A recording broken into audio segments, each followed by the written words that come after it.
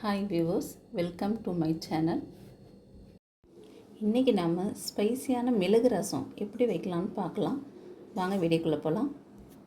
அரிசி கழுவுன தண்ணியில் ஒரு அரை நெல்லிக்காய் சைஸ் புளி, ஒரு மீடியம் சைஸ் தக்காளி, தேவையான அளவு உப்பு, ஒரு கொத்து கருவேப்பிலை, 1 டீஸ்பூன் மஞ்சள்தூள் சேர்த்து ஊற வச்சுக்கோங்க. 2 டேபிள் ஸ்பூன் மிளகு, 1 டேபிள் ஸ்பூன் ஜீரகம், ஒரு காஞ்ச மிளகாய் நம்ம பொடி பண்ணி வச்சுக்கலாம். 10 பல்லு பூண்டு இடித்து வச்சுக்கலாங்க.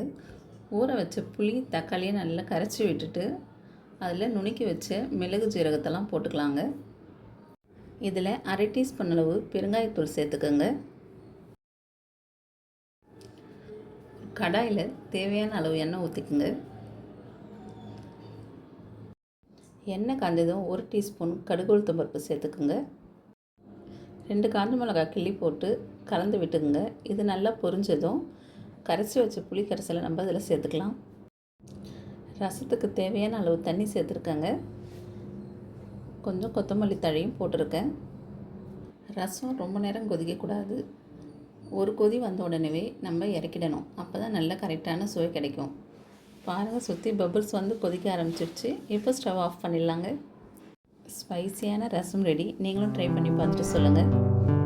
இந்த வீடியோ உங்களுக்கு பிடிச்சிருந்தால் லைக் பண்ணுங்கள், சப்ஸ்கிரைப் பண்ணுங்கள்.